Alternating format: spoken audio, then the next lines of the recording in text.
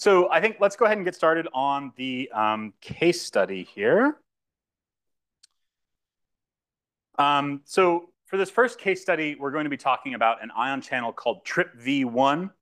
This is a fun ion channel. You may be familiar with it. It's one of the things that helps you taste spicy food. So if you love spicy food, you love TRPV1.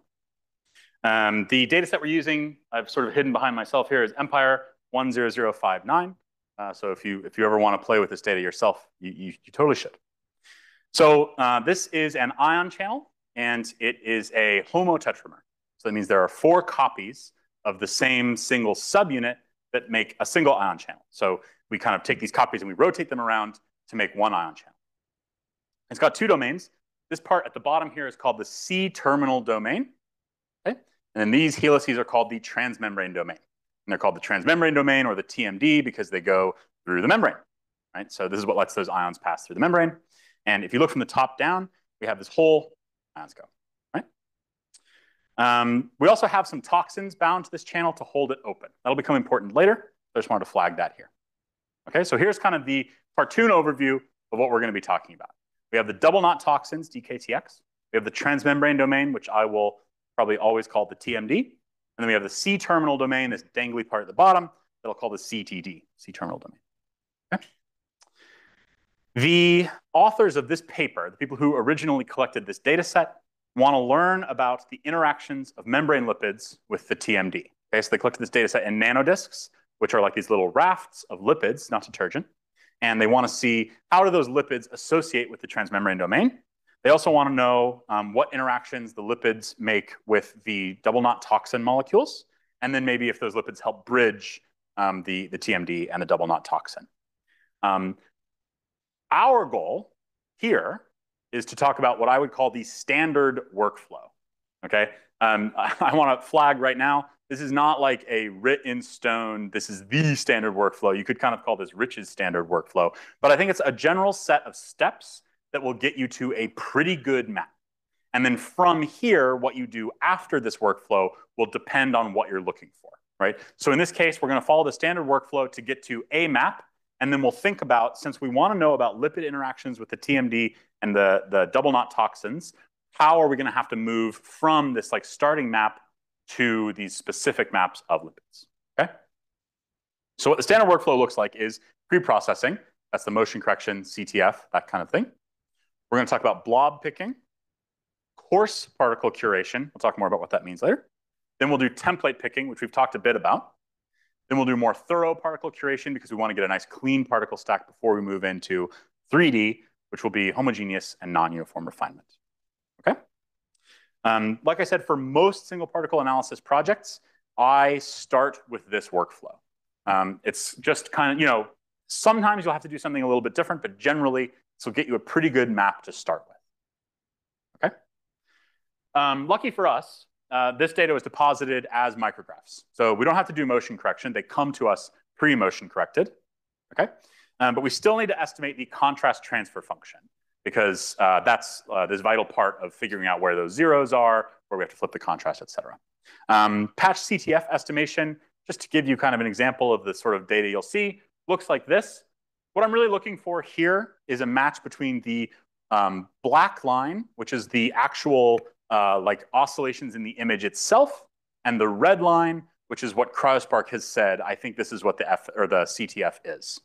Okay, here they look pretty good. They match pretty well, but you can see all the way at the far right-hand side of this image, they stop matching well. Right, that light blue line, which is measuring how well they correlate, takes a nosedive, and now the red and black lines are kind of random relative to each other. Right, we call the like kind of where that fit becomes bad, for lack of a better word, the CTF fit resolution. In this micrograph in particular, it's 2.7 angstroms. Okay, that doesn't mean that this data set will definitely give us a 2.7 angstrom map, and that doesn't mean it definitely will only give us a 2.7 angstrom map. It just means for this micrograph, looking at the whole thing at once, we've only been able to fit the CTF out this far. Okay, so the reason I highlight that is that generally people will use the CTF fit resolution to filter micrographs. Okay, if you have any micrographs that you could only measure the CTF or fit the CTF out to 20 angstroms, they're probably not good. Okay, so generally people will throw away micrographs that have bad CTF fit. I usually throw away things that have a fit worse than, I think for this I did 6 angstroms, which in this case is just 4 micrographs. So it wasn't very useful in this case, probably because the authors already did this before they deposited it. But it's a nice step to kind of save yourself some work with really bad micrographs. Okay. So now we've got micrographs that have a CTF estimate, and we're done with pre-processing. It really is that simple. It takes a lot of time, especially if you do motion correction, because you have to line up all those frames, whatever. But in terms of the decisions you have to make, it's relatively straightforward. You do your motion correction and your CTF estimation. Okay. Now we do blob picking. And we had a question about blob picking parameters earlier. This is where we'll talk about those. So the big levers you have for blob picking are the minimum particle diameter, the maximum particle diameter, those are both in angstroms, and then the blob type. You have 3 types to choose from: circular, elliptical, or ring. Okay. So the minimum and maximum particle diameter control different things depending on which type you've chosen. So for most like globular proteins, like this one is, you're controlling the maximum and minimum of 3. Oh, I said ring blobs. Ignore ring there. There's 3 blobs, circular blobs. Okay. It always makes 3. All right. So if you give it from 100 to 200, it'll make these 3. If you give it from 100 to 130, it'll make those 3. Right. But the second 3, they're only 10 angstroms different. These ones are 33 angstroms different, right? It's always making 3. So that's an important thing to know. Okay. If you use elliptical blob, this is where you get to control the shape of that ellipse. Okay. Now you're only making 1 blob, where the big number, the maximum particle diameter, is the major axis, and the minimum particle diameter is the minor axis. So basically, how long is the ellipse and how wide is the ellipse? Okay. And for the ring, you're setting the inner and outer radii of the ring. Okay, so if you set the minimum particle diameter to 0, you would just be making a blob. If you set them to be the same, you'd be making, I don't know, emptiness. Okay. How do you pick these diameters? If you know how big your particle is, you can just use how big your particle is. If you don't, you already have pretty good micrographs, and there's a tool in CryoSPARC. If you click this little ruler down here, and then you come to your micrograph, and you zoom in slowly, and then you click and drag, it'll measure the diameter for you in both pixels and angstroms, which is kind of nice. So even if you have a particle that you don't really know what it looks like, you can still get a good guess for how big your blob should be. In this case, structures of this protein have been solved in the past. I know it's about 120 angstroms wide, which is different from what I measured there, probably because the nanodisk has some size. So I'm going to use 120 angstroms, but if I used 180, it would have worked just as well. Okay. I give a slight range on either side because depending on the orientation of the particle, it might be wider or narrower, right? And like I said in the beginning, blob picker is dumb. It just is measuring how much does it look like this circle. So if you don't have a circle that's exactly the right radius, it'll have a kind of a bad score. Okay, so you always want to give a range, even if you know it's 120 angstroms, give a little padding on either side. Okay, so what's happening in this job? We're taking each position along the micrograph and we're comparing it to a Gaussian blob of a width that we set, actually 3 Gaussian blobs, right, of those 3 widths set by our range. Okay. Positions which correlate well with that blob are considered picks. And here's what the picks look like. You might say, you just picked every single pixel. And you're basically right? This is what blob picker does. It didn't really pick every pixel, but it picked a lot of pixels. So we need to come through here and kind of fix this up.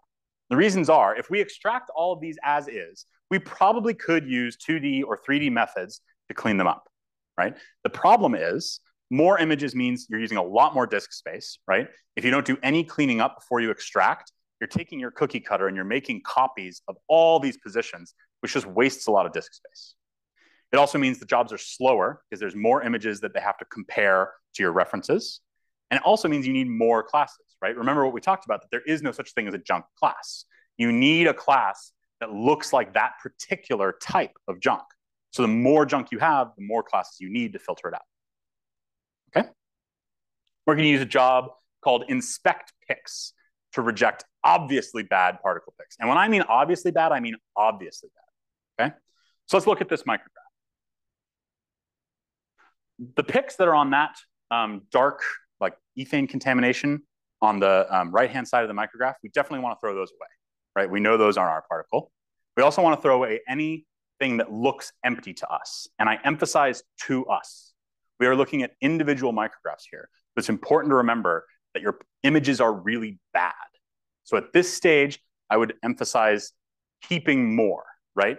Don't throw away good particles to try and get rid of all the bad particles, because you probably don't even know what a good or bad particle looks like. We're just doing the most obvious, most coarse filtering right now. Okay. The levers we have to play with, there's actually 3 levers. There's 2 categories. Power is just saying, in this particular patch that we might want to extract, how much contrast is there? Okay. NCC stands for normalized cross correlation. That tells us how much does this match the thing we used to search for this patch. In the case of blob picker, that's just a blob. In the case of ellipse, that's an ellipse. In the case of template picker, it's whichever of your templates it matched. Okay. So for blob picker, NCC is generally a little less useful. For template picker, it's more useful, because how much it looks like a template is probably a better measure for how good it is than how much it looks like a blob. All right. So let's look at a few picks here. If we pick on this ethane contamination, we expect power to be very high, because there's a lot of contrast there, right? We have some white pixels right next to some black pixels, very high contrast. The NCC, it could be anything, right? Maybe that like knobbly bit there matches that blob really well, but the part at the bottom doesn't. Hard to say what the NCC will be. Empty ice is low power, because there's nothing there to give contrast, and it has low NCC, because there's not really a blob there. A particle, and I want to emphasize, that is an image of a particle. That is what your images look like. And compare that to the empty ice. It's a hard thing to do. But a particle will have kind of middling power, right? It won't have as high power as the ethane contamination, but it won't be quite as low as the empty ice. And the NCC should also be somewhere in the middle, right? It might be very high if it happens to be a really good match for your Gaussian blob, but it'll be higher than 0, right? So if we look at this, we want to filter away the first 2 categories and keep the third one. So we want to get rid of things that have a really high power, and we want to get rid of things that have a really low power. And we kind of want to throw away things with a low NCC, but keep everything above a certain amount of NCC, because we don't know exactly, how much NCC our particles will have. So because of that, in the pick curation job, you get 3 sliders, and 2 of them are on the same measure, right? At the bottom here, we're filtering on NCC. And then on the left-hand side, we have a low power slider and a high power slider. The high power we'll use to get rid of those junk picks. The low power will get rid of empty ice. So this is a recording of me using this job. So I can show you kind of how I go through the motions here. Like I said, everyone has the way they do this. This is just what works for me, and I think kind of generally how you might use this job. I typically start with the high power slider, and I'll drag it down until I see that ethane blob in kind of the middle lower right start to lose all of its picks. And then I'll keep dragging it down until I see particles start to disappear, and then I'll bring it back up until those particles come back, right? Then I'll do the same thing, but kind of in reverse for the low power, where I'll find a pick that looks like empty ice to me, drag up that low power slider until the empty ice disappears. And then if I start to see things that look like particles to me, I bring it back down. And then once I do that, I drag the NCC slider score just to see what happens. Sometimes it's really useful. In this case, it kind of, I don't know, didn't do much, so I just left it alone, right? I think in these early stages with blob picking, the power is going to be the most useful. Template picking, NCC starts to be useful as well. So now I've done a really nice job of filtering out a bunch of picks that I can tell from a mile away are bad, right? We've gone from 1.1 million picks to 750 million picks. So we saved ourselves a lot of disk space and a lot of time just by dragging those 3 sliders. You saw that took me only a couple seconds, right? So now we'll extract them, okay? For this, I'm going to extract with a box size of 256 pixels. That is about twice the size that I used, or that I measured, right, of my protein. I'm going to Fourier crop these to a box size of 128 pixels. So what that means is I've extracted that 256 pixel box, but then I've sort of shrunk those images down to use a quarter as many pixels. So what that did to our pixel size is it took it from 0.6, which is the raw data, to 1.2, which means that any map I make from these images will never be better than 2.4 angstroms. That's pretty good. I'm not worried about that. You could probably make your images even smaller for these early steps, but certainly you can save yourself a bunch of time and disk space by making these images a quarter the size, because you're still only limited to 2.4 angstroms, which I'd be happy about. The last thing is I'm saving in 16-bit floating point. This is a semi-new option in CryoSPARC. It's been around at this point. Not to get too much into the computer science here, but 16-bit floating point is just a little bit less accurate of an image representation from 32-bit floating point, but it is so accurate still for these noisy particle images that we recommend always leaving this on. I always have this on. We haven't had any reports of real issues with using 16-bit floating point images. The maps are still, you do all your back projection and everything in 32 bits. You still have that accuracy for the maps. The images are saved in 16-bit floating point. They are half as big when they're in 16-bit floating point for no cost. So you're basically getting 2 more hard drives for free. So I always have this on. So now we have a stack of 630,000 particles. But I thought you said there were 740,000. Yes, some of the picks are right at the edge of the micrograph. So when we try to extract those, we have to throw them away because the box would hang off the edge, right? So we've lost a bit. We still have over 500,000, but a lot of those are still junk, right? When we were playing with those sliders, I said, keep as much as you can, right? So we still have a lot of junk picks. So we're gonna go to 2D classification. Like I said, I just kind of arbitrarily picked 200 classes. You could do 300. I wouldn't really do 100, but you could. Here's what they look like. They don't all fit on the screen, so I have a little scroll bar here. You can see up top, right, we have these really nice class averages. Maybe there's a bit too much top down, but we still have some nice side views here, some oblique views here. At the bottom, they start to get pretty bad. There's fewer particles in these classes, and the classes are worse. So this is what I was talking about when I said you can kind of recognize, even if you don't know that this is what your particle looks like, you know that this is not what your particle looks like, right? So that's how you can kind of work if you don't know exactly what your particle looks like. So now, if we look, I'll find one. This looks like it might be an empty nanodisk, right? So it might be that template picking would work better. And the reason is that a template will have this information in it, right? So this nanodisk looks a lot like a Gaussian blob, but it won't look like this template. So that's going to make me think, all right, let's try template. We're going to make some templates and do template picking instead of blob picking. Okay. So templates are just 2D images which look like our protein. And there's kind of generally 2 ways to generate them. One is you can use 2D classification, and then those class averages are 2D images that look like your protein. Another way you can generate them is to make a 3D map and then project that map in a bunch of different orientations to make images. We have a job called, I think, Generate Templates that does that for you. In this case, we'll be using the 2D classification method, but both will work. But before we do that, I want to clean up the particle stack a bit so that we have really nice, clean templates for template picking. Yeah, and the templates are used in the same way that that blob is used, where you just compare every single position, but now you're comparing something that actually looks like your target. Okay, I already said all this. Yes, so there's a big difference between using 2D classification to clean up a particle stack and using 2D classification to generate templates. When you're generating templates, you only want to use the very best classes. But when you're curating particles, I recommend you only throw away the very worst classes, right? Generally, you want to keep anything that could conceivably be your particle. Okay. So here's my initial step for the classes that I kept out of that 2D classification, right? And you can see I've kept a lot of stuff that's pretty bad. I wouldn't want to use this as a template, but this certainly has some good particles in it. So in this case, I'm going to keep that bottom left class, even though it looks kind of bad, because there's probably good particles buried in there somewhere, right? I threw away all these classes, but I would have kept even more of these if I was going to use these to make a 3D map, right? So I'm just keeping good particles that we can make templates out of. Okay. So we've done a lot of 2D cleanup, and now I want to do a quick jump into 3D, do some more particle curation there before we go back down to 2D to make our templates. But I don't have a 3D volume to align my particles to, which is what we were talking about earlier. We're going to use ab initio reconstruction to generate a starting volume. It's basically the only game in town. Here's the result. That's horrible, right? That doesn't really look like an ion channel at all, and it's certainly very noisy. The reason is this is still too noisy of a particle stack for us to make a good volume. So I'm going to come back to ab initio, and I'm going to ask for 4 classes, okay? And I'm also going to tell it to only use 100,000 particles. The reason for this is I'm using these ab initio volumes just as a starting place to do a different job later.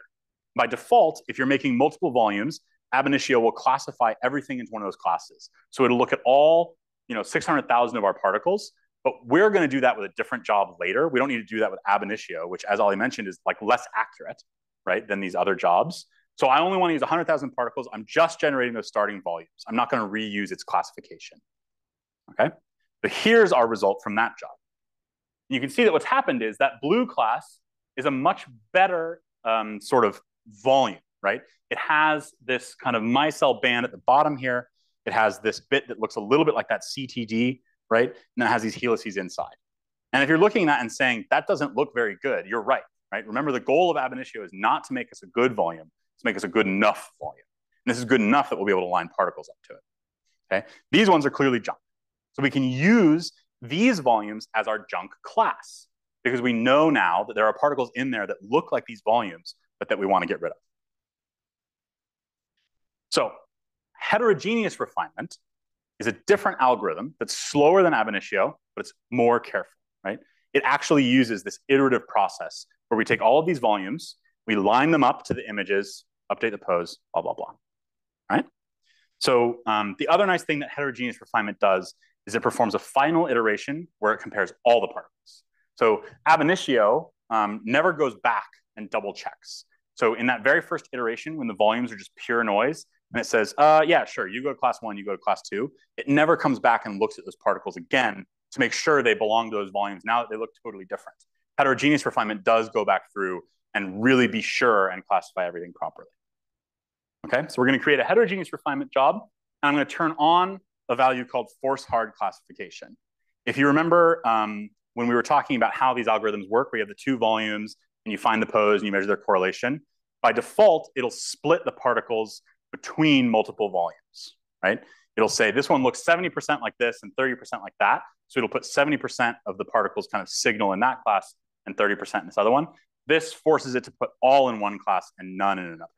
Generally, you can try both with and without forcing hard classification. It kind of depends. I think when the thing you expect to be very similar, right? When you expect class A and class B to look very similar, I would recommend turning it on. If you expect them to be kind of different or you expect there to be a lot of noise, turn it off. In this case, I tried it with it on. But like I said, it's an experiment. Try it with both. So what's happening in this job is we are finding new poses for each image that maximize the correlation between the image and the volume for each volume, right? So in this case, we're giving 4 input volumes. So each particle is going to get 4 poses.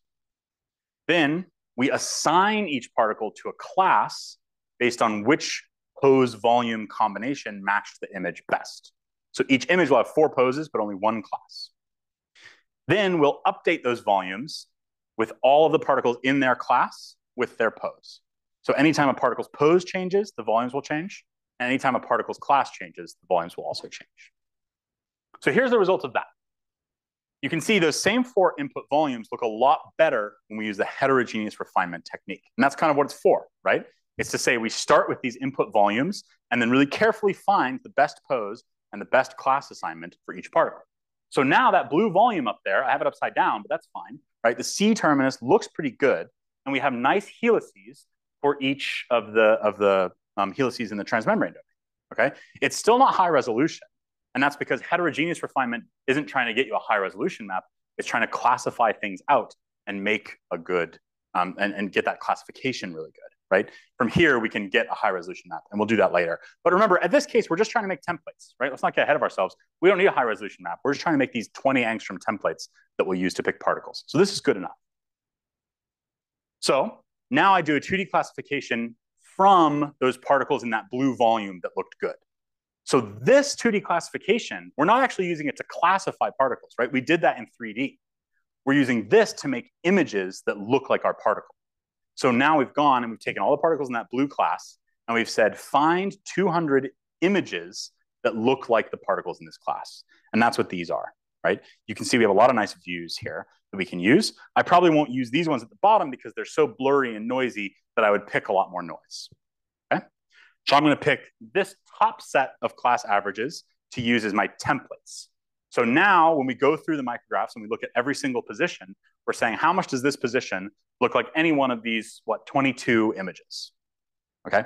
I threw away those ones at the bottom because I don't want to use them to pick particles. But I want to emphasize here again that if I was going to take these particles and make a 3D map out of them, I would have kept all of these, okay? When you're doing 2D classification for a map, it's important to throw away only particles that you're sure are bad, not keep particles that you think are good. And here's why. Oh, never mind, we're out of order. We'll get to that in a second. Okay, so in this case, the 2D classification, the goal is to create 2D images which look more similar to our particle than a blob does. Shouldn't be hard. And we don't care about what particles are in that class anyway, because we're about to repick and re-extract particles. All we want is those 2D images. So we're comfortable throwing away a lot of good particles because we just want those images. All right? So now I'll run a template picker job. I'm going to give 120 angstroms for the particle diameter. This one, you only get one value because you're basically just trying to ballpark it for the templates. And then minimum separation distance in diameters. So if you think about our micrographs, right? When we pick these positions, it's probable that if this pixel looks a lot like the template, the pixel 1 to the right of it will also look a lot like the template. So what you would end up doing is picking basically a square of 64 by 64 and say, wow, there's so many particles here, when it's the same particle you've picked, a million times. So this is a way of saying only pick a single point within a certain radius, okay? I've set it to 0.75 diameters of the particle. So like 1 would be particles that are exactly touching at 1 point. You can let them get a little closer than that because depending on the orientation, right, you might be able to fit closer than that radius or the diameter you've set, but you wouldn't want to go down to like 0.1 or something, right?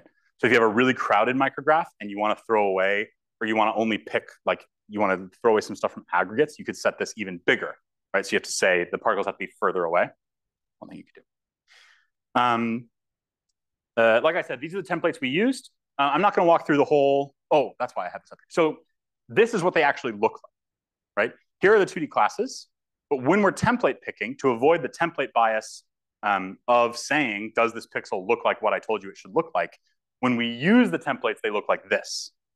Okay, so this is part of how we avoid that template bias, is we're only giving it the very, very low resolution information so that any high res information that's in the maps is kind of more trustworthy. Okay, so again, just like we did with Blob Picker, I'm going to use inspect picks to curate the particles. I won't walk through that again. It's the same process, adjust the power sliders and then NCC to try and get good picks. I didn't downsample these images because eventually I want to use these to make our high resolution map. So why not just keep them maximum resolution we can? You probably still could have downsampled them. 2.4 angstroms is nothing to sneeze at, but I didn't. So we could, at this stage, we have some particles. We could repeat the whole process we did with blob picking, right? We could start with 2D classification, throw away the bad classes, et cetera, et cetera. As I've been saying over and over and over again, if you're going to use those particles for a 3D map, I really strongly recommend you avoid 2D classification as much as you can. And here's where I put the slide I thought was earlier. What volume produced this image? No one wants to guess. That's understandable, because how would you know? But in this orientation, it's pretty obvious that it's a 3D volume of the S2C2 text, right? And this is all just to say, it's hard to know that this says S2C2. I made it and I hardly did that, right? Your brain is just not built to do this. And so, especially with these noisy images of particles that you may not know what they look like, it is not a reliable way to pick good particles. So instead, when you're doing 2D classification for something you want to make a map out of, you should focus on throwing away things that are clearly bad, not keeping things that you think. To avoid that problem entirely, I'm not going to do any 2D classification on these particles, which is what I generally recommend if you can get away with it. Because we already did a heterogeneous refinement that found us some pretty good 3D volumes, right? We have this blue volume that we know is pretty good. We have this orange volume that we know probably there's some particles where the TMD fell apart, so we just have that CTD there. And then we have this red volume that's just garbage. So let's just use these in another heterogeneous refinement job, just taking the volumes, but we're using the particles from template picking. So we can skip that 2D step altogether, and we avoid that problem of having to decide, is this a good 2D class or a bad 2D class? Because you can look at the volumes themselves. Okay? So again, what's happening in a heterogeneous refinement? We have the poses that we change every iteration to match the volumes the best. We assign the particles based on which volume they look the most like. And then the volumes change whenever particles pose changes or whenever particles class changes. The other important thing here is that moving forward, right, we can just take one class for the other. Okay? So here's the result. We have 46% of our particles stayed in this good class. So on the top row, I have our input volumes from that last heterogeneous refinement. On the bottom row is the result of this job. You can see they look pretty similar. And that's probably because these volumes were created from our data, right? So we know that when we blob picked, we got particles that looked like this. So when we template pick, we're also going to get some particles that look like this, right? The orange volume got 30% of particles. The red volume got 24% of particles. We keep the blue volume. That's the good one. Great. Let's refine it. Okay. So refinement is that process of we have this volume, we align the particles, but now, unlike heterogeneous refinement, which is going to multiple classes and trying to classify particles, we are saying the forward model, right? A single rigid volume made all of these particle images. So we're just going to fine tune those poses. Okay. I'm going against my advice earlier, and I'm imposing C4 symmetry just because I looked at the thing and I said, that's C4 symmetry. I'm also turning on minimize over per particle scale. This is basically a way of accounting for the fact that depending on how thick the ice is, different particles will have different contrast. And what that means is when you go back and you take this image and you add it to your 3D volume, right? You back project it to make a 3D volume. If it was in thicker ice, it won't kind of contribute enough signal, right? You want it to contribute enough signal as if it were in the average patch of ice. But if it's in particularly thick ice, it will have too little. If it's in particularly thin ice, it will have too much. So turning on this per particle scale figures out a scaling factor to try and get everything on the same kind of level. Okay, so that's why I'm turning it on here. So in this job, poses are changing each iteration to create the greatest correlation between each image and volume 0 that we took from heterogeneous refinement, right? That was a choice we made. We said volume 0 looks the best, so we're going to refine against that one. And we're only taking the particles from volume 0 as well. The volume changes only when a particle's pose changes, right? There's no classes this time. And here's our result. It looks pretty good, right? We got some helices, we got some stuff. But if we contour down, this is what it looks like. The micelle up at the top, well, nanodisk, I guess in this case, is noisy. That's not totally out of the ordinary. Nanodisks and micelles are often pretty noisy. But the problem are these spikes at the CTD down at the bottom here. If you look here, especially where the CTD kind of comes out, you can see there's these like really spiky densities coming off the protein. This is a pretty classic sign of overfitting. Okay, there's still a lot of junk in our particle stack that has kind of been carried along for the ride with our good particles. And then when it's aligning to the good map, it's also happening to correlate out further away from the protein. And so there's these spikes that come away from the protein. Okay, so when I see this, when I see these spiky densities at low contour, that tells me there's still junk in the particle stack. So we still need to do some cleaning up here. Okay, there's a few other warning signs that we could look at. One is, and this isn't always the case, right? If I saw any one of these things, the spikes are pretty telltale, but the next things I'm going to show you, if I saw these, I wouldn't immediately go, oh, there's junk in the particle stack. But if I see the spikes and I see these, that gives me a little more pause, right? One is the squiggliness of these. These are the GSFSC traces with various masks, where how they kind of bounce up and down like that. That sometimes can happen if there's noise. Another thing that doesn't always mean there's noise. Sometimes perfectly good particle stacks have this, but often you'll see this bimodal distribution of per particle scale factors. And what that basically is remember that when we were fitting those particles, we were saying this one should have more signal or less signal to match the map better. That second, or that low hump, right, the one that's below 1, that might be junk particles that CryoSPARC is basically trying to like shove into the corner, because it's like those don't really match the map very well at all. So I'm going to reduce their signal. Or it might just be like that, right? So like I said, that alone wouldn't make me think junk, but combined with the spikes, that gives me pause. So let's remove some more bad particle images. Okay. This I'm calling thorough particle curation. And this is kind of where now we're getting into the part where we're like, all right, I'm trying to get to that like 3 angstrom map. Let's like really clean up this particle stack. Enough messing around, right? There are many, many, many ways to clean a particle stack. I'm just going to show you one that I often use. It depends on your sample, TM, and it'll depend on the data set, the microscope, you know, how much time you have, whatever, right? So I'm just showing you one way.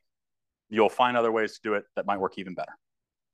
Okay, so one thing I like to use a lot is heterogeneous refinement.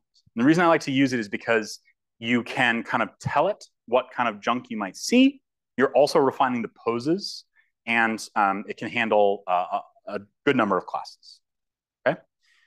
So I'm going to create one job that starts with 2 copies of our good volume, right? And in early iteration, these volumes will be exactly identical, and CryoSPARC will force particles to just randomly assign between the 2. And my hope is that when it's randomly assigning between those 2, just by random chance, some noise will accumulate in some position, and it will kind of pull worse particles into that class, and it will kind of end up with a good class and a bad class. Okay?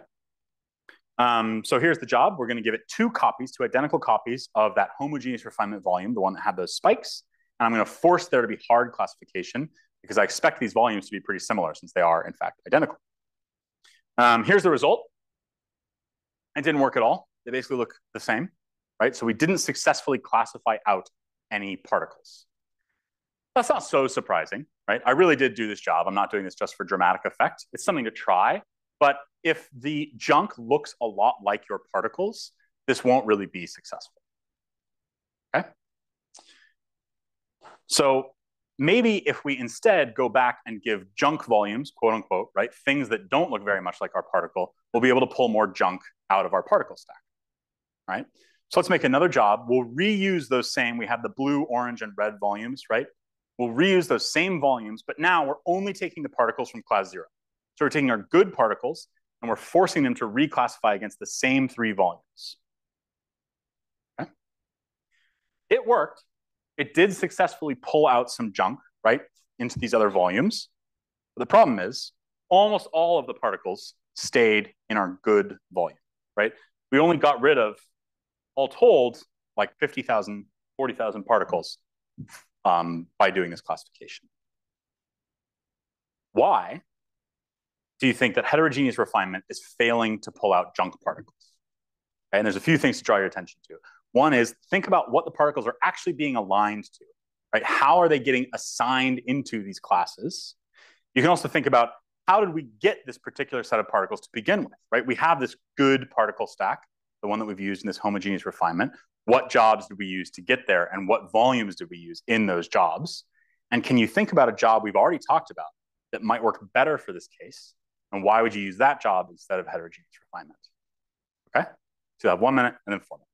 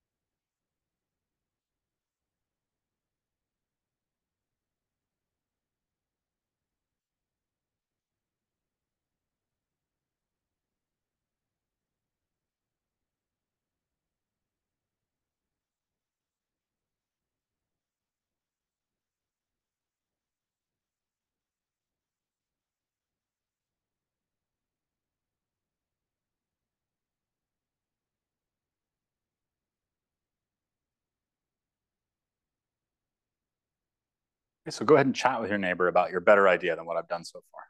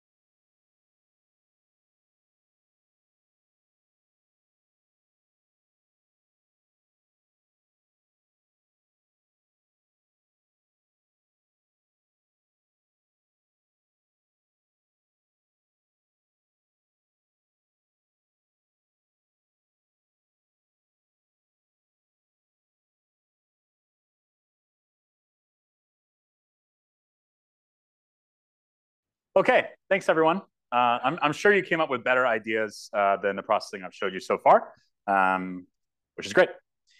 So I think it sounded like, I think I heard a couple of people saying this, is that the reason that heterogeneous refinement, where we give it 2 copies of the same volume or those same 3 volumes every time, the reason we're not pulling particles out is because the way we got this particle stack in the first place is that these particles look more like our good volume than those other 2. And there's no such thing as a junk class, right? So heterogeneous refinement has no way to say, well, these ones look a lot like that volume and only a little bit like, it's always just saying, do they look more like this or that? And we already know they look more like this, so we're not getting any good separation. So yeah, a job that might work better is ab initio, right? Because for ab initio, we don't need to provide those input volumes. Ab initio just says, show me some volumes. What's in here? Let's see, right? So let's try that. Let's make an ab initio reconstruction job, and I'm going to ask for 3 classes. You'll notice a parameter I didn't set in this case is the number of particles to use. If you remember in the beginning, when I was making the 4 volumes to classify with, I said only use 100,000 particles because I want to go fast. In this case, I kind of am interested in how it classifies each of these particles, so I want it to look at all of them. Okay? Here is our result. And you'll see the junk volumes, class 0 and class 2, look different from the junk volumes we were providing to heterogeneous refinement because of exactly the thing we're saying, right? Those junk volumes had already been removed from this particle stack. So now we're looking at class 1. That looks really nice, right? We were able to remove a lot more classes, right? If you remember, the heterogeneous refinement only removed, what was it, like 40,000-ish? This one, we remove over 100,000 particles, okay? If ab initio worked so well, let's do it again, right? Let's take that good orange class, ask for 3 classes again, and split them apart. Okay, we're pulling out more junk. We're down to only 125,000 particles. Now, this iterative thing, as I mentioned earlier, I have a slide later, but I'll just say it now. As I mentioned earlier, the ab initio classification never goes back through and says, now that we have these volumes that look these 3 different ways, let's make sure the particles are in the right class, right? So you generally would want to repeat, anytime you're doing this ab initio to find classes, you want to do a heterogeneous refinement afterward with all of your particles and these 3 volumes, okay? Because heterogeneous refinement is like more careful in its assignments. So it's possible we're throwing away good particles doing this, but it's working, right? We're getting cleaner and cleaner.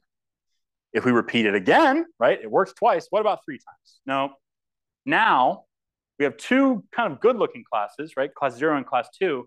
And in class 1, you can tell if you look from that angle, right, this is probably a nanodisk of some kind. But is every particle in that class an empty nanodisk? Or is it our ion channel that happens to be in an orientation where the nanodisk is really obvious, right? So this is the worry as you keep doing these classifications more and more. It's like with 2D, right? If you ask ab initio reconstruction for 3 classes, it will give you 3 classes. Whether or not there are 3 really distinct things in that particle stack, it's always going to give you the number you ask for. Just like heterogeneous refinement is always going to classify into those input volumes. Okay, so you need to exercise a little bit of judgment here where I can say, all right, probably all of the particles that I input into this job are good enough, right? They all have kind of the features I'd expect. You could make an argument for throwing away the 3,000 particles in class 1, but honestly, I'd keep them. Okay, so we finally have a clean particle stack from doing this kind of iterative process. So this is sort of my thorough particle classification recommendations. If your stack is extremely dirty, if you think it's mostly junk, that's when I would use 2D classification, because 2D should only be used to throw away obviously bad stuff. So if you have a lot of carbon edges, for instance, 2D is really good at getting rid of carbon, right? If you have a ton of ethane contamination, maybe 2D is good at that, okay? But only if it's extremely dirty, if you think most of your particles are junk. If your particles have known contaminants, like it did in the beginning after template picking, where we said probably there's going to be these same things we saw from our blob picking, then you can use heterogeneous refinement. And then if you know there's junk in there, but you're not able to pull it out using these other techniques, ab initio reconstruction is nice. And then here's what I said earlier, that generally when you're using ab initio reconstruction to classify particles like this, you should always use the ab initio volumes as an input to a heterogeneous refinement with all the particles to basically reclassify them just to be sure you're not throwing away any good particles. Okay? And I think before we move on to refinement, let's go ahead and do any questions we have so far. So what we've talked about so far is the pre-processing, blob picking, making templates, template picking, and then the particle curation. Hi, so my question is back Yes. here. Um, Earlier on, you did a heterogeneous refinement job with 4 classes, Yes. but then this time you chose 3 classes. I guess I'm curious on like what your thinking was in regards to how many classes to pick, especially as you get more versatile with you're doing it for particle curation, the preciseness of it, etc. That's a really good question. Like, how do I pick the number of classes for heterogeneous refinement? And um, generally, at this type of stage where you're doing the curation stuff, it's basically, I just sort of pick a number, which is why it changed halfway through. Um, I think if you're using it for something like we'll use it for later, where you're looking at, there's like a ligand bound and a ligand not bound, that'll tell you 2 classes, right? For curation, generally, I would say the dirtier your particle stack is, the more volumes you're kind of going to want. But then you run the risk of, if you have very few classes, the odds that all your good particles end up in the same class are higher. Because you only have 2 classes, right? Your good particles just have to go into one or the other. Whereas if you have 10, right, you might be spreading yourself out too much. So I wouldn't go really crazy, but somewhere in the range of like 3 to 5, I think is generally what I would pick, and I'll kind of just try it and see. I'm sure if I had done this exact same process with 4, it would have worked just as well. Yeah. And just a note to add to that, ab initio reconstruction is also a job where you have to choose the number of classes. Yeah. And there's a pathology that Rich mentioned a little bit with the 3 where it's not very clear which one is junk. There's a pathology with ab initio reconstruction that can happen when your particle stack is already relatively clean. If you did this same ab initio reconstruction, let's say with 5 classes, what you might end up seeing is that ab initio reconstruction decides to put all the top views in one class, all the side views in a different class, and then you're not actually separating based on heterogeneity or based on junk, but just based on viewing direction. And that's something to definitely avoid. Fundamentally, ab initio reconstruction and all of these algorithms don't actually know that a top view and a side view go together as part of the same object. That's one of the things that these algorithms are trying to piece together by randomly exploring the data and so on. But if you have too much capacity in the model, in the sense that you're asking ab initio reconstruction or telling it rather, there are 5 different things in this data set, show me what they are, it might just decide to say, okay, well, all these particles look very similar. They're all top views, so put them here. Side views look very different from the top views, so put them over here, and don't put them together. So that's one pathology to watch out for as well. Yeah. Yeah. Hi.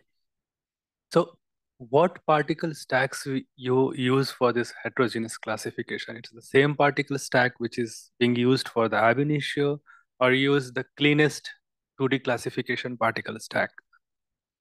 Oh, yeah. So you're saying like when you do the ab initio and then you do a heterogeneous? Yes. So you're using the same input particles that you used for the ab initio. You're basically reclassifying those particles, but now you have those starting volumes from the ab initio. So you're for each, it's like a paired thing. We have the particles that come in, use ab initio to make the volumes, and then use those same particles from all those ab initios against all the volumes from the ab initio. Okay. Does that answer your question? Yeah. Great. I have one more question. So if we increase the number of like heterogeneous classes in this particular case, would we be able to separate more junk classes? Probably. It depends. Right. Like Ollie was saying, at the limit, if you gave 200 classes, you might basically just do a 2D classification and then stretch them all out to 3D, right? Yeah. So you don't, I think there is a degree, obviously, if you did 1 class, you wouldn't separate any heterogeneity. And if you do 1,000,000 classes, you're also not separating any heterogeneity. So there's kind of you have to find the right number. Yeah. Thank you. I think let's do one more maybe. Hi. My question revolves around template picking and preferred orientation bias, whether or not it's real or it's something that you induced because your template doesn't have a particular angle of observation opposed, right? Yeah. So if you're doing templates from 2D classes versus templates from a volume, right? From the 2D classes, how do you avoid that situation? Well, so I think there's, so the kind of question here is, if you're using templates, if you only provide templates of a single view, you're only going to pick particles mostly from that single view. And so you'll end up with biased. Even if your particle orientations are randomly distributed, if you only pick and extract one orientation, you'll only have that orientation, so you won't be able to make the 3D volume, right? So you do have to be careful when you're making templates that your templates represent a wide range of views, right? And if your volume or your particles don't have a certain view, you won't have that template, so you won't pick that view. That's certainly true. I don't know that I would say that in every case, generating templates from a volume will actually work better. Because if your volume, just like if your 2D classes are missing those orientations, if your volume is missing those orientations, it'll be really streaky and crappy in that view. And so when you pick particles, they'll be really noisy, and then you'll throw them away during 2D classification, and you'll be right back where you started. So there are techniques you can use to solve that. We'll briefly touch on them, and there's more in the guide, and I think we're coming to about how to handle preferred orientation, since it is like a big topic. And certainly something you have to be careful with templates, but I don't know that generating from volume is quite the answer. Yeah, it's true.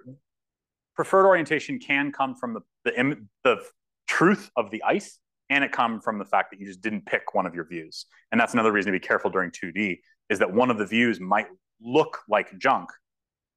And so you throw away that 2D class when really it's a good particle just in a weird view. So I think any more questions, let's hold them to the end. I'm going to try to reserve some good question time for the end. But for now, let's keep moving forward. So we're going to talk now about making a consensus refinement. So again, refinement is this process of saying we have a pretty good particle stack, we have a pretty good volume, let's move forward and get a really nice volume. Okay. The consensus refinement in particular is a term you'll hear people use a lot. It's not a formal thing, but it's a useful concept, which is to say you take all of your particles and you're pretty confident these particles are all good, and you align them all to one map. Okay. It's called a consensus refinement because you've kind of got all the particles to agree at least on this map. And the reason it's useful is that imagine the case we had a question about earlier. We have a dumbbell where one half of it is flexing up and down and one half is kind of always in the same place. You can get all the particles to agree on that half that's rigid. It becomes a lot easier to figure out what's going on with that bending because you're starting from a place where they're all at least somewhat coherently aligned, and then you can think about the difference between those particles, okay? So that coherent alignment is called the consensus refinement because you've come to a consensus with all your particles. All right, so it's a really nice starting point for a bunch of different jobs. We'll always use a consensus refinement. You kind of got to make one. So to do that, we'll use the good output particles from that second ab initio reconstruction. So the one before we got those 3 volumes that look good, we'll use the good particles where we threw away some of the junk, and we'll refine it using non-uniform refinement against that noisy volume. And when we do these refinements, we low pass filter that volume to start with. So those noisy spikes, we don't have to worry about those too much. I'm going to use this non-uniform refinement job with, as I said, the particles from that ab initio reconstruction. The volume, you could use the ab initio. I should change this. I used the earlier homogeneous refinement. And again, I imposed C4 symmetry and minimized over per particle scale. So what is non-uniform refinement doing? We haven't really talked about this job yet. It is similar to this refinement, this homogeneous refinement we've been talking about, where each iteration of the refinement, the particles pose changes to maximize its correlation with the projection of the volume. The volume changes when we change the pose, right? We're not doing classification. It's just the poses. Non-uniform refinement is different from homogeneous refinement in that it takes into account the fact that your entire map may not have the same quality, right? So in this case, if you think about this ion channel, we have this nanodisk that we know is relatively poorly structured and quite noisy, but within that nanodisk, we have transmembrane domain that should be pretty well resolved. Maybe that C-terminal domain is a little flexible, so it might be intermediate resolution, right? Homogeneous refinement, when it does that GSFSC correlation, it looks at the whole map at once, and it says, how well does the whole map correlate, and will filter to that resolution. The problem is that the micelle is correlating really, or the nanodisk is correlating really poorly. That'll bring that whole curve down. So we might be over-filtering, right? We might be filtering to a lower resolution than we have to. So non-uniform refinement says, this part of the map is correlating poorly, but this part is correlating a little bit better. And if you look at the paper, you can read more technically how it does it, but you can kind of think of a way of handling the fact that the map will have different quality in different regions during the refinement, and that can improve results. Okay, so here's some result plots that I'm going to show you before I show you the map to keep you on the edge of your seat. So these are things that I look at whenever I run a refinement, and they talk about preferred orientation problems. In this case, we don't really have any.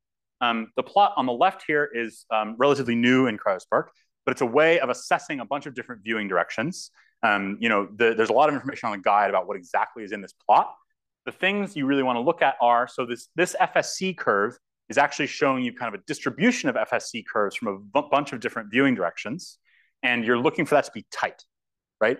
If they all have a very similar FSC curve, that means all those viewing directions are similarly good, which means you don't have a preferred orientation problem. You probably don't. The histogram shows you where all those different FSC curves cross that 0.143 boundary. So you want to see that to be nice and tightly distributed as well, right? So in this case, we're seeing that all the different ways we can look at our protein have similar quality, so we probably don't have an orientation bias. You can also just plot what we think the orientation of each particle is and see that they're relatively evenly distributed. You can see there's 4 clusters here. That's because I've imposed C4 symmetry. So any particle that's imposed A is also probably imposed B, C. Okay? You'll notice the per particle scale, we still have this bimodal distribution, but a lot of that low scale hump has gone away. I would guess, there's no way to know for sure, but I would guess that a lot of that is junk particles that we threw away by doing that ab initio and heterogeneous refinement, right? So maybe these particles are just in thicker ice. Maybe there's still junk we haven't pulled out. Maybe there's something else going on, but it's nice to see that the peak is getting a little closer to a unimodal distribution. Okay, and here's the map. It looks pretty good. The transmembrane helices look nice. There's a few things that we could talk about, but the first thing to notice is that the handedness is wrong. What is handedness? This is one that really trips up a lot of users if we don't have great spatial reasoning, which mine's not the best, so I made a little animation here. So handedness, proteins have right-handed helices. So if you look at a map, you want it to have a right-handed helix. What is a right-handed helix? Well, imagine you take your little Mickey Mouse glove and you grab a helix, okay, with your right hand. If your fingers follow the helical pitch, so you're rotating your hand as it goes along the helix, you want your hand to travel along the direction of your thumb. That means it's right-handed. If the helix is going the other way, or if it matches your left hand, that means it's left-handed, and you're looking at the mirror image, okay? So why does this happen? Why do we have this handedness problem? It's because, remember, our images are projections of 3D volumes. If I show you my hand, you can tell this is my right hand, so you can see my palm and my thumb's over here, right? But if I just showed you a shadow, and I put my left hand like that, right? You wouldn't know which is which. It might be my left hand, it might be my right hand, because you're just looking at a projection. And they look the same if you don't have that 3D context. And since our images are just projections, we have an even chance of getting the right-handedness and the wrong-handedness. And sometimes you look at your map and it's wrong. It's easy to fix. So here's just another example. If you look at this helix, this is from that map I just showed you, and you put your hand there and you follow the helical pitch, it's my left hand that the fingers curl in the correct direction. That means we have the wrong-handedness. Okay? Easy to fix. This is homogeneous reconstruction only. This is a job that Michael mentioned earlier, where we don't do any optimization, we don't change poses, we don't do anything. We just take the particles as they currently are and remake them into a volume. By default, this would just redo basically what we already had, but we're gonna turn on this parameter, flip the reconstruction hand, which just tells CryoSPARC, hey, you guessed wrong. It's the other flip of the coin, make them in the other handedness. Okay, so what's happening in this job is poses are flipping along the z-axis. So instead of my hand being like this, it was actually like that. Well, you get it. Particles are not being aligned to anything. There's no alignments happening. The poses aren't changing. The volume is then recreated directly from the particles. And since we changed the particles' poses, the volume will also be flipped into a mirror image. But now we've also updated the particles' poses, so we're all set. Okay, so here's the result. It looks pretty good. I'm actually going to open this one in Chimera X, give myself an opportunity for a tech malfunction. Okay, great. Here's the map. We have the TMD here. Now, if we look closely, this looks really nice. I'm not going to show you any sharpened maps today. If you're familiar with sharpening, it's a way of accounting for the fact that in cryo-EM, our high resolution signal is a little bit attenuated from what it kind of should be. And there's literature on this, which is why I'm giving you air quotes. So it's a way of kind of recovering high resolution information, but it's another choice you have to make of how much to sharpen the map. So just to make things easy, I'm always going to show you unsharpened maps. But anyway, you can, even though it's unsharpened, you can see a nice side chain density for this transmembrane helix here. These little fragments are lipids, almost certainly. So we're doing pretty well in terms of our goal of figuring out these associations between lipids and the TMD of this channel. That's the TMD. Up here, you can see the toxins, right? Here's these 4 lobes for those double knot toxins that bound on top. So we can see the toxins as well. And even if you look here, I know how to use a MacBook. Here you can see this is the lobe of a toxin, here's the TMD, and then here is a little lipid. So we're even able to see some of these associations that are mediated by lipids. So this map is great. However, if you look down at the C terminus, you can see it's much blurrier, right? Think about this loop, right? We think it's a loop. It's hard to even tell. Compare that with this helix, where we have this beautiful side chain density on this transmembrane helix, whereas down here, this loop is very poor. And if I change the contour here, you can see the C terminus starts to disappear much sooner than the transmembrane domain, right? The map density there, we have less stuff there. So as we contour up, it goes away before the transmembrane helix does, right? So that's what I'm showing you here. I think this is because flexibility, right? When I see this, where we have one very high quality domain, and then one domain that's a little bit blurrier and that disappears before that good domain in terms of contour, that makes me think flexibility. Why do you think I think that, right? Why does a flexible domain blur out or have weaker map density? So I want you to consider what an individual image of a flexible protein looks like, and then think about how that might interact with how we align these proteins to that one rigid map. And again, you'll have 1 minute and then 4 minutes.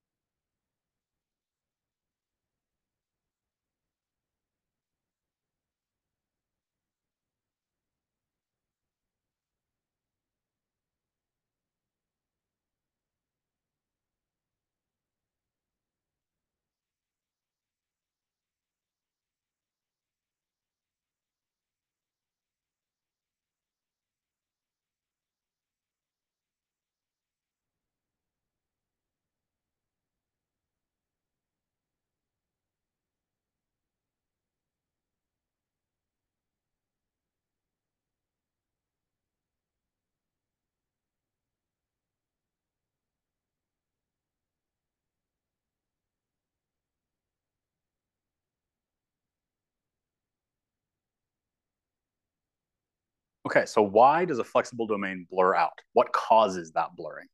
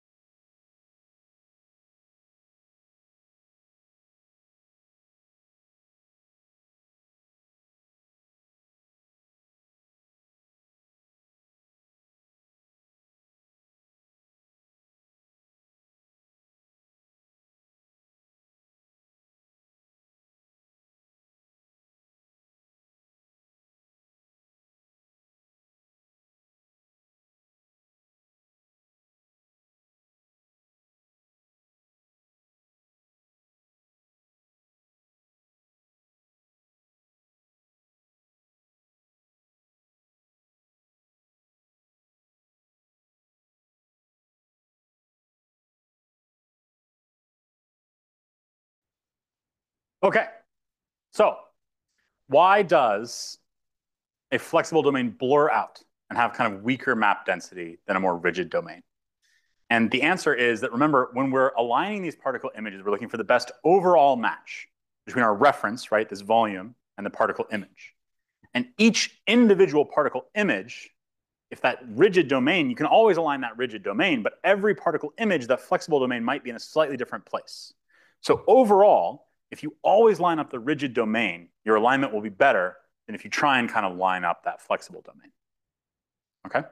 We have to pick one or the other to align, right? Every reference gets one pose per particle, so we're going to line up that rigid domain usually, right? And this is where masking comes in. Masking is, I think, one of the parts of cryo-EM that kind of remains more of an art than a science. I think you spend a lot of time learning how to design a good mask, learning what the pitfalls of masking are, and then kind of how physically to do it. We have some good guidance on the guide, that I wrote, not to toot my own horn, on how to make a mask that you can check out. But briefly, tons of different jobs use masks, and they're used for different things for different jobs, but they all work kind of the same way. It's you have another volume, a second volume that's your mask, that you multiply by your first volume to kind of select a specific region of that volume. Okay, so in this case, we're going to make a mask around the CTD so that we can force the alignments to only think about that flexible part, that CTD. Okay? But to get a little more into how masking works, here's another picture of my cat. I like showing people my cat, as you can tell, but in this image, she's sitting on a chair, and I don't really care about the chair. So I'm going to design a mask to only show my cat. Okay? So here's the image, and we want to focus on the cat. I'm going to make a mask that is just another image, right? We're in 2D here, but you can imagine 3D, where every pixel that corresponds to a part of my cat is 1, and every pixel that corresponds to a chair is 0. Okay? So when I multiply these two together, right, mask times map, I'll end up with an image that's 0 if it's not my cat, but if it's inside that mask, it got multiplied by 1, so it's the same. Okay? This is fundamentally how masks work. It's just another volume, and it's just multiplication. Okay? Designing the shape of that mask is the hard part, but the masking itself is just multiplication. All right? Here's the mask I'm going to use. I'm going to open this one in Chimera. We have in yellow that non-uniform refinement that we did earlier. And then this mesh bit here is the mask. Okay. The reason I opened this in Chimera X is I wanted to show you it has what you'll hear people call a soft edge. And this is where if we just look at where the mask is 1.0, it's actually pretty close to the map, right? But we add a bunch of values that slowly move from 1 down to basically 0 as you move further and further away from the center of the mask. And the reason we do this is if you have a really sharp transition between 1 and 0, that is an extremely high frequency feature. It induces something in Fourier space called ringing that you can look up more on our guide or anywhere. But basically, if you have a really sharp transition, you'll end up aligning to this mask artifact. So especially when you are doing something like this, where your mask is basically cutting through density of your map, you want a really soft edge. If you're masking out solvent, where you basically expect it to be 0 outside the mask, it can be a little bit tighter. But in my experience, you can always go softer, unless you're doing something really intricate and special, right? So generally, I'd recommend starting really, really soft, a really, really wide, soft edge. And then if it doesn't work, if your alignment doesn't improve, start to bring it in. Don't go the opposite way and start with a really hard mask and go out. Okay? So anyway, what we're going to do is, oh, I forgot to show the fun little thing I made. So here's the map of the mask. If we multiply the two together, we end up with this volume, right? Which now we just have the CTD, okay? You can see it's got the blurriness that we talked about because we think it's a flexible domain, right? We haven't done anything to this map yet, but now we have a map that is only the CTD, right? The TMD has completely disappeared. And so because of that, when we perform the alignment, we're only letting the poses be dictated by the CTD. It can't use the TMD, that rigid domain anymore, okay? So let's make a homogeneous refinement. We're going to give it the same particles from the previous homogeneous refinement where we made this mask and everything, but we're going to give it this mask we just made, and we're again going to impose C4 symmetry. Let's see how it worked. Okay. This is a plot that CryoSPARC makes during refinements. I can already tell from looking at this that something has gone horribly wrong. You can see all this like kind of speckly noise out here. That's a bad sign to begin with. And here's the volume. Bad, right? This looks worse than what we started with. Why? Well, you tell me. Why do you think that this job, ooh, do I have time? No, we don't have time for this one. Sorry. Imagine that you got to do this. And if you're watching the video later, you get the experience of an extra think, pair, share. Everyone play Where's Waldo? Find Waldo in this image right now. This is basically what we're asking our masked homogeneous refinement to do, right? We're giving it the entire particle image, and we're saying, where is the CTD? The particle image has a lot of stuff in it. It has a nanodisk, it has a transmembrane domain, it has the CTD, but we haven't changed the images at all, right? So we're just saying, find the CTD and ignore all this other stuff that you don't even know anything about. I'm telling you to ignore this guy eating a pie or whatever, but you have to just find Waldo, right? If I tell you, I'm pretty sure Waldo is over here, find Waldo, it becomes much easier because I've given you a kind of guess to start with. I'm saying, Waldo is certainly somewhere in this neighborhood, find him. You can really quickly locate him, right? Limiting the search space like this can reduce overfitting, right? We don't have to worry about all these guys eating pies at tables really far away. I know Waldo's somewhere over here, so there's less chance for me to find noise that just so happens to look like my C-terminal domain. And I think that's what happened in that first refinement. Because we were telling it to check every single pose of the C-terminal domain, probably sometimes it got lined up to the TMD, sometimes it got lined up to the nanodisk, right? There's a different job for this that's called local refinement. Local refinement is similar to homogeneous and non-uniform refinement in that we are taking particles and we are updating their pose to make them match a volume, but it is different in that it uses the poses we've already found, okay? Up to now, we've been doing what are called global refinements, things like homogeneous and non-uniform refinement, which every time, every iteration, start from scratch. They always check every single pose for a first approximation. Local refinement doesn't do that. Local refinement is saying Waldo's somewhere in this neighborhood, right? Starting from our current pose, which we know is pretty good, right? The C-terminal domain looks okay.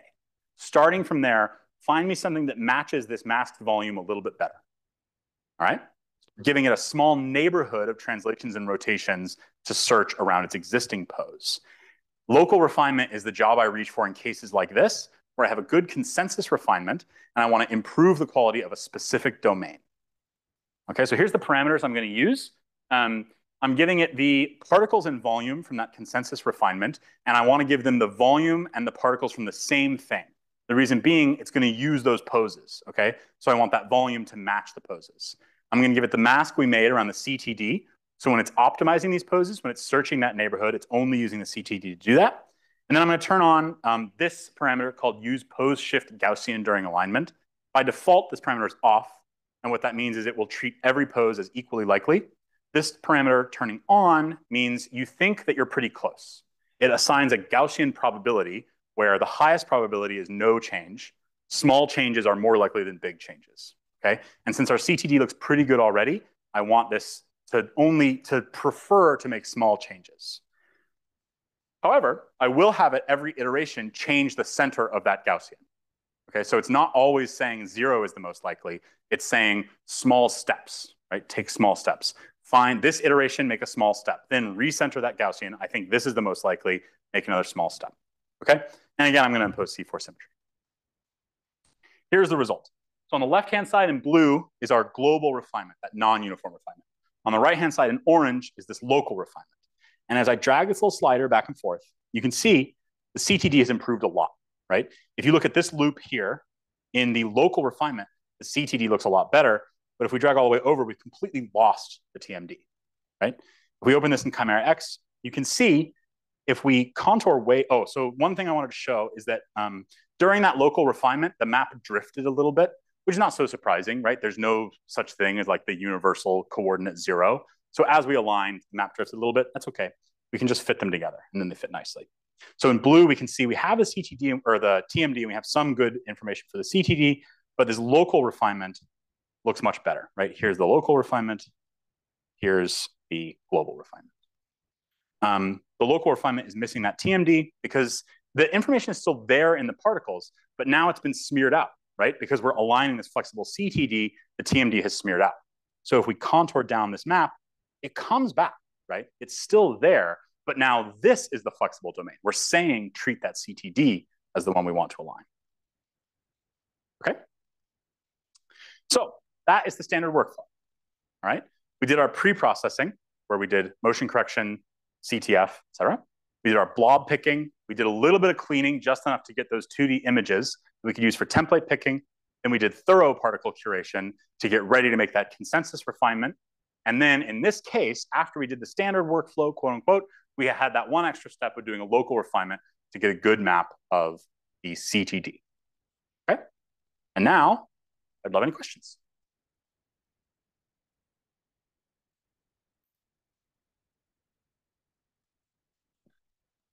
Hi, so this question kind of came up in my mind as I was talking with my neighbor, but um is there an equivalence if, say, in a two-domain protein, there's two domains that are both flexible, but the flexibility varies depending on the inherent nature of those domains, versus a protein that has one very rigid part but a highly flexible domain? Yeah, that's a good question. And it kind of really, when we talk about flexibility, there's kind of two things we're talking about, right? There's the case where you have two domains that are internally quite rigid, and so they can be properly aligned kind of on their own, but they flex relative to one another. In that case, it generally, I would expect the one that is larger to be the one that happens to align, just because you'll have a little bit more signal there, and so the smaller one will blur out. And in that case, I think something like this, or like local refinement, works pretty well. Another trick you might have to apply there is limiting the maximum alignment resolution can sometimes help bring a blurry domain into focus. Because for a local refinement, you have to have something to align to, right? If we couldn't have seen a CTD at all, we couldn't have made a mask because there's nothing to mask out. So that would be the case where you have these like two rigid, like more rigid things. In terms of, and then when you say flexibility, you might mean internally flexible, right? It might be that these alpha helices are actually moving relative to one another. That is harder to handle, and we'll talk about tomorrow in one of the case studies. Hopefully that answers your question. Yeah. Hi, here. I have a question regarding how you refine your CTD using the masking. I wonder if the high resolution model represents something actually exists in your data. Because in this case, it seems like it's no longer a single particle work. Yeah, so you're saying that because I had to make this mask out, and I'm saying it's flexible, but I'm imposing symmetry. Is that kind of what you're saying? Or? It seems like the transmembrane domain is something absolutely more stable than the flexible domain. And then you pick out only the flexible domain to refine, and then you blur out the transmembrane domain, which means does something look like exactly like your high resolution CTD exists within your eyes? That's a good question. So I think, or how do you interpret such a data? Yeah. I think it's an important point to say that probably there is no real particle that looks exactly like any cryo-EM map, right? All single particle maps are made of hundreds of thousands of individual particles that you've averaged together. And during that averaging together, you've made a lot of assumptions and you've imposed a lot of things. You've said, this is the CTF, right? There's all these things you've done. The higher resolution you are, the more confident maybe you can be. But I think at the end of the day, we're always modeling, right? There's a reason they're called atomic models, is that it's probably not true that any individual particle has all of these atoms in exactly this place. And so, yes, in terms of rigidity, like, is the TMD like more real kind of than the CTD? Maybe. Or maybe it just happens to be easier to align, right? Because remember that the map being there or not just tells us how easy it was to align these particles together and how well they matched each other. It doesn't really tell us that much about the individual particles themselves, aside from that they, on average, have these features. Right? Yeah, I am wondering about the imposition of a symmetry. Mm-hmm.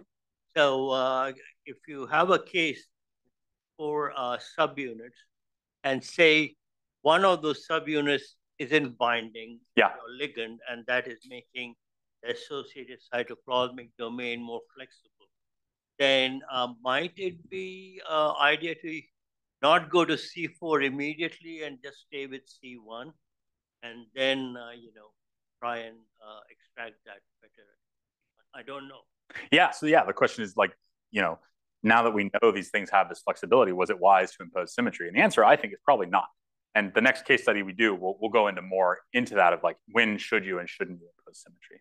Yeah, that's a good question. So let's say the situation is like this, that I have a protein that is 200 kilodalton size, and I know that my domain is maybe 15 kilodalton or 20. Do you think masking and local refinement would work to get a map for that smaller domain? And what is the limitation for the smaller, minimal, let's say, domain that we can get a model using this approach? And if this doesn't work? What would be the strategy? Yeah, so the problem of like smaller and smaller things, right? Obviously the CTD is still pretty big, and so we're looking for Waldo.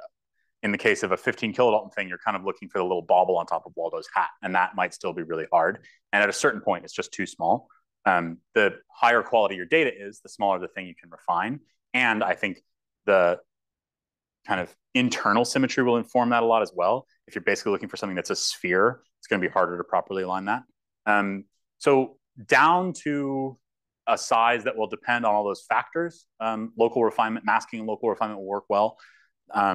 If you're working with something that's very small, you could try particle subtraction, which I think Michael will talk about, which is where, if you think about what we're doing when we say we mask out the CTD, so we're providing just the CTD volume, but the particle images still have the information from the whole target. And so if you're trying to line up the CTD, but it's kind of standing on top of this TMD that you know nothing about, your alignments are going to be poor. There's a way to subtract away that signal that we'll talk about later that might help. In some cases it does, in some cases it doesn't. There's also things we'll talk about tomorrow, more techniques that take more into account the continuous heterogeneity that might work better in that case, but it's a tricky problem in general, I think, unfortunately. Yeah. Mm-hmm. To add on a little bit to that answer, I think with proteins as small or domains as small as like 20 kilodaltons, there are certain parameters that Rich showed in the local refinement that you would want to be very certain to have on when you're trying to go for a very small protein or a very small domain. The Gaussian prior over alignments, over pose and shift that Rich turned on, that one would help. And also keeping the search extents over pose and shift quite small. In this case, you're only expecting particles to deviate a little bit. The other thing to keep in mind is when you're looking at such a small region, having a soft mask is also quite important. And because of the fact that the mask is soft, it's not going to really only cover 20 kilodaltons, it will cover the nearby areas as well. Yeah, so just unfortunately, there are cases where if you do mask just a very small portion, you might see a lot of overfitting and kind of artifacts, and that's because the alignment struggled to find the signal, and really noise is what dominated the volume. But yeah, as Rich said, definitely having a very clean particle stack can help before getting to that point. And yeah, and tomorrow he'll talk about some other jobs that can help when the flexibility is a very small portion of your structure.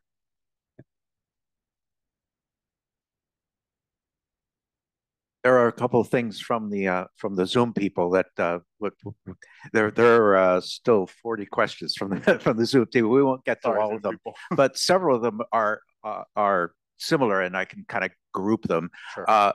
The one major one that's about 5 different questions, that same thing, is where does the original 2D class references come from?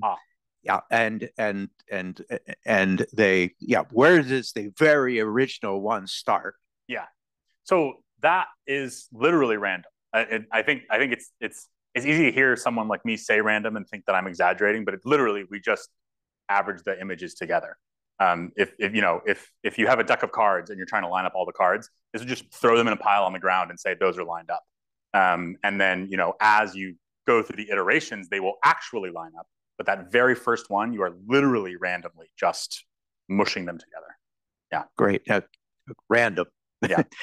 Another question here, which several of them involve symmetry too. Sure. And one interesting one was if you have a particle which may have multiple symmetry, like C14 plus C17 in the same.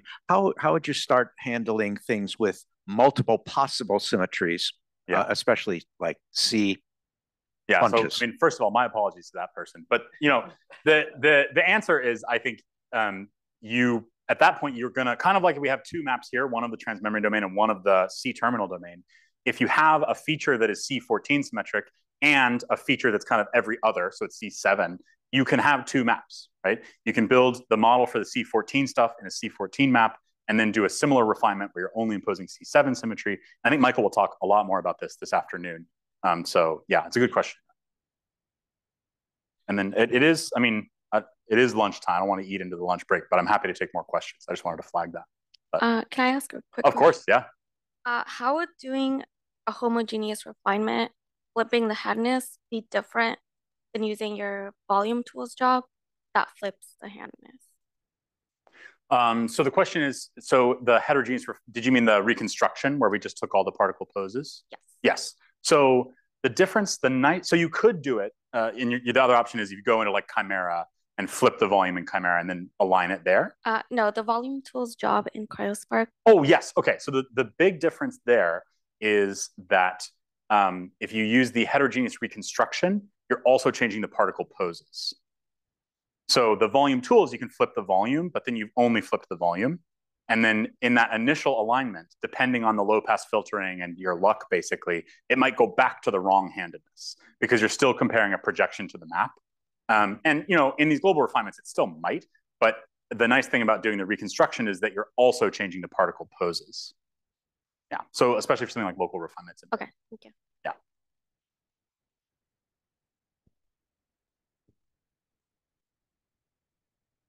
Do we want lunch or do we want more questions?